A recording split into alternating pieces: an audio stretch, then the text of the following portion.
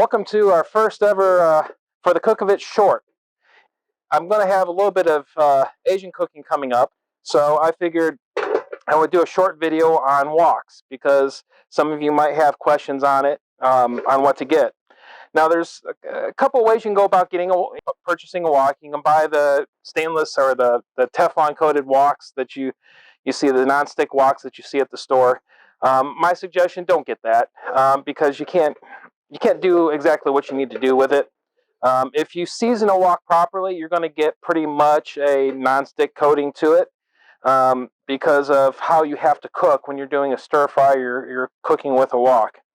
Now, there is another option you have, and I bought this on Amazon, and this was a cast iron already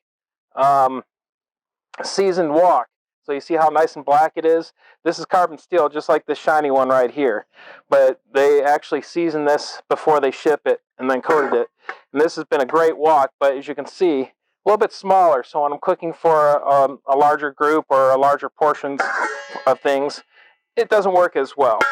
But I love it and I use it all the time. A couple of things I would suggest, and we can link to it below. If you really, really want to get serious about stir fries, invest in one of these high capacity burners that put out like 150, 200,000 BTUs, and that's what I bought on Amazon. They weren't as expensive as I thought they would be. You can use a regular stove, just turn it up as high as you can. Make sure you get a flat bottom wok. If you do get a regular traditional rounded wok, which is going to be great, I know it is, make sure you have some type of ring attachment for your stove. You can set it down there. So I'm going to turn my gas on to high heat.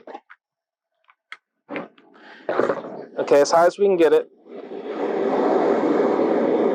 Okay.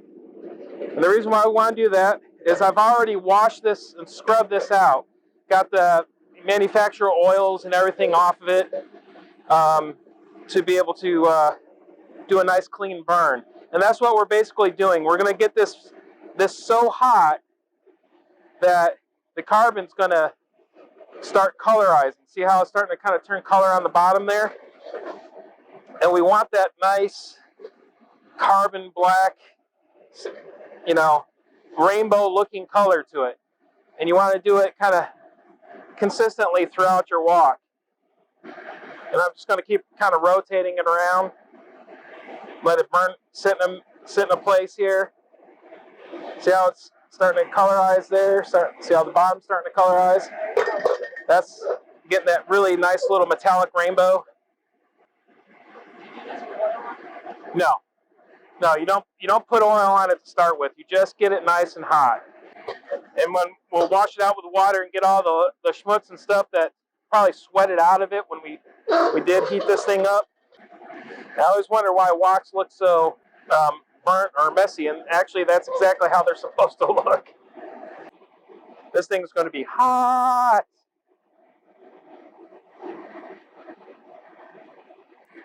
And see what happens with this is when you temper this carbon like this, after we rinse it out again with water, dry it off real good, get all the particulates out of there, we're going to season it with oil, and that's going to be the first seasoning. And what that does is that makes it's an emulsifier, I guess, is what it does. And it helps create a very thin coating on that carbon. And that's what helps give you that kind of the non-stick texture to the pan. So if you can see, yeah, that's, I'm not sure if you can tell, but it's a lot darker than it was. It's not going to be pitch black like the other one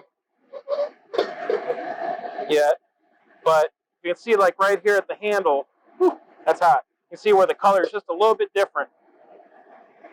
All right, so now I'm going to cut the heat. Okay, save some of my fuel. All right, so now we turn the heat off. I just gave it a minute to cool. One thing you'll know, it will steam up good, but one thing you'll know is about woks is the temperatures can vary real fast. See that?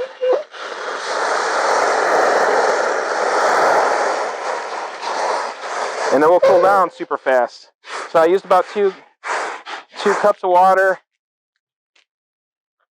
And there we go. And I'm going to wipe it off real fast and try not to touch the... Be very careful, because even though you just watered it down and try to cool it off, I can guarantee it's super hot. Now, I've seen a couple of videos where they take a little bit of oil and they'll wipe the outside of it and burn that oil off on the outside as well. And I think that's actually probably a pretty good idea, because like I said, that oil is what helps to seal up the wok. So I'm just going to put a nice layer of oil on here. So I got that inside, and that will probably burn, so don't be surprised. I'm deliberately doing that. Now I'm going to put some oil in the pan. Oh yeah, see some of that moisture is out of there. You can see where a little drop of water fell in. Move that oil around. You want to get that oil all the way to the top of your wok. You want a good coating everywhere, because that's what helps protect your wok and help give it that non-stick. Next thing, here's the trick. Put like a half an onion cut up in there. Okay? And you just want to hook them in here. You're going to throw these onions out. But I believe what this helps do is, one, I think the acids and stuff in the onion help with the oil. And you don't want to put too much oil in it, so it will kind of not do what you want it to do when it comes to seasoning. And there we go. I'm just going to keep flipping these onions until they're nice and black. Yeah, you want the coloring to try to be consistent, but it doesn't always turn out that way. So you can see right here, see how those onions, see how that, getting that carbon build up right nice in there. That's the oil. I think for the first treatment, turn off the flame, gas here. Toss these onions out. Some critter will like them. And then, as always, clean your pan out. See how hot that is? That water's not even touching that. It just...